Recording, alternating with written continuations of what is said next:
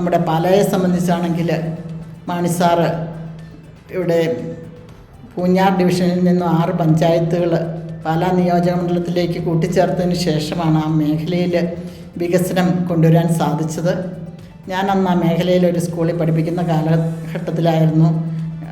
ആ ഒരു ആദ്യ കാലഘട്ടത്തെ അവിടെ ചെന്നപ്പോൾ ഒരു നല്ല റോഡോ ഒന്നുമില്ലായിരുന്നു. അതിനുശേഷം മാണിസാറ് വന്ന സമയത്താണ് ആ ഒരു ടൂറിസം ആ മേഖലയെ സംബന്ധിച്ചിടത്തോളം വളരെ നല്ല രീതിയിൽ പ്രവർത്തനങ്ങളുണ്ടായത്. റോഡുകൾ, ടൂറിസ്റ്റ് പ്ലേസുകൾ, ഇലവീഴ, പൂഞ്ചിറ, ഇല്ലിക്കക്കല്ല് എന്നിവിടങ്ങളിലേക്കുള്ള റോഡുകളൊക്കെ വളരെ നന്നാക്കി അവിടെ ഒരു വലിയ തടാകം തന്നെ ഇലവീഴ, പൂഞ്ചിറയിലുണ്ടാക്കുകയും ആൾക്കാരെല്ലാവരും അങ്ങോട്ട് വരികയൊക്കെ ചെയ്ത ഒരു കാലഘട്ടം അത് നമുക്ക് മറക്കാൻ സാധിക്കുകയില്ല. അതുപോലെ നാലമ്പലം മുതൽ ഭരണങ്ങാനം, ഇടപ്പാടിയൊക്കെ ഉൾപ്പെടുത്തിക്കൊണ്ട് ടൂറിസം സർക്യൂട്ട് രൂപീകരിച്ച് ഇല്ലിക്കക്കല്ലിലേക്കും ഇലവീഴ, പൂഞ്ചിറയിലേക്കും ഒക്കെയുള്ള ഒരു ടൂറിസം പദ്ധതി തന്നെ, ഗ്രീൻ ടൂറിസം പ്രോജക്റ്റ് തന്നെ കൊണ്ടുവന്നത് മാണിസാറാണ്. അതിനുശേഷം ഇന്ന് ജോസ് കെ മാണിസാറും അതിൻ്റെ കൂടെ നിന്നുകൊണ്ട് നമുക്കറിയാം വളരെ വിവാദമായ ഒരു വിഷയമാണ് കടവുപുഴ പാലം നിർമ്മാണം.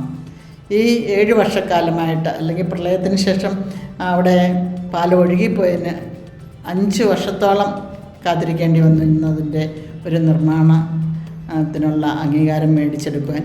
അതും ശ്രീ ജോസ് കെ മാണി MP അദ്ദേഹത്തിൻ്റെ ശ്രമഫലമായിട്ടാണ് ഇന്നത് നേടിയെടുക്കാൻ സാധിച്ചത്.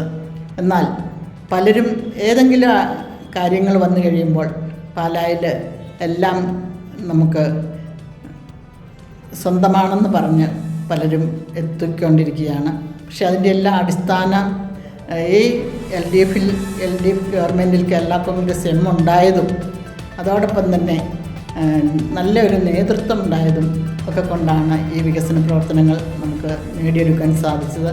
പാലാ സ്റ്റേഡിയത്തിൽ 7 കോടി മുടക്കി ആ സ്റ്റേഡിയം പുനർനിർമ്മിക്കാൻ സാധിക്കുന്നതും അതുകൊണ്ട് ഒക്കെ തന്നെയാണ്. നമ്മുടെ പാലാ ഗവൺമെൻറ് ഹോസ്പിറ്റലിൽ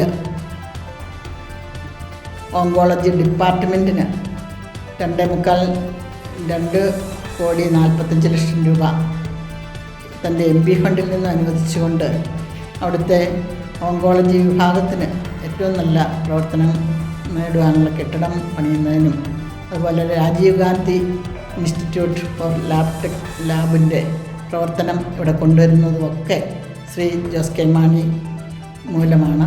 അദ്ദേഹത്തിൻ്റെ വലിയ കാഴ്ചപ്പാടുകളാണ് നമുക്ക് ഇത്രയും വികസന പ്രവർത്തനങ്ങൾ ഈ പാലായിൽ കൊണ്ടുവരാൻ സാധിച്ചത്. മുൻപ് ഞാൻ ജനപ്രതിനിധിയായിരുന്ന 2015-20 കാലഘട്ടത്തിൽ എനിക്ക് റോഡിൻ്റെ കാര്യത്തിൽ ആരും ഒരു നിവേദനവും തന്നിട്ടില്ലായിരുന്നു. കാരണം മാണിസാറ് കൃത്യസമയത്ത് തന്നെ റോഡുകളുടെ മെയിൻ്റനൻസ് നടത്തിക്കൊണ്ടിരുന്നത്. പക്ഷേ ഈ 2025 ഇപ്പോൾ ജനപ്രതിനിധിയായതിനു ശേഷം ഏറ്റവും കൂടുതൽ ആവശ്യക്കാർ വരുന്നത് റോഡിന് വേണ്ടിയാണ്. ഇപ്പോൾ തന്നെ ഒരു 2 കോടിയിലേറെ രൂപയുടെ റോഡ് മെയിൻ്റനൻസ് പ്രവർത്തനത്തിലുള്ള നിവേദനങ്ങൾ എൻ്റെ കയ്യിൽ കിട്ടി. അതിനുള്ള ഫണ്ടുകളൊന്നും ജില്ലാ പഞ്ചായത്തിൽ നിന്നും അത്രയുമൊന്നുമില്ല. എങ്കിൽ പോലും അങ്ങനെ റോഡുകൾക്കൊക്കെ ഇത്രയും ആവശ്യം വന്നത് ഇവിടെ നമ്മുടെ ഒരു അസംബ്ലി ജനപ്രതിനിധി ഉണ്ടെങ്കിലും അദ്ദേഹം അക്കാര്യത്തിലൊന്നും ശുഷ്കാന്തി കാണിക്കാത്തത് കൊണ്ടാണ്. അപ്പോൾ ഒരു നല്ല ജനപ്രതിനിധി, ഒരു നല്ല നിയമസഭാ സാമാജികൻ നമുക്ക് പാലായിൽ അത്യാവശ്യമാണ്. അങ്ങനെ ഒരാൾ വികസനത്തിൻ്റെ കാര്യത്തിൽ നല്ല മുൻപോട്ട് നിൽക്കുന്ന ഒരാളുണ്ടെങ്കിൽ മാത്രമേ പാലായ്ക്ക് ഇനിയൊരു രക്ഷയുണ്ടാവൂ. പാലായുടെ നഷ്ടപ്പെട്ട പ്രതാപം വീണ്ടെടുക്കാൻ സാധിക്കുകയുള്ളൂ. അത് ഞാൻ എവിടെ വേണമെങ്കിലും നമുക്ക് പറയാൻ സാധിക്കും. LDFൻ്റെ ഒരു തുടർഭരണവും പാലായിൽ നമ്മുടെ ഒരു വികസന നായകനായ MLAയും ഉണ്ടായാൽ അദ്ദേഹം തീർച്ചയായിട്ടും ഈ പാലായുടെ പോയ പ്രൗഢി തിരിച്ചു കൊണ്ടുവരുമെന്നാണ് എൻ്റെ വിശ്വാസം. അതിന് എല്ലാവരുടെയും സഹായ സഹകരണങ്ങൾ അഭ്യർത്ഥിക്കുകയാണ്.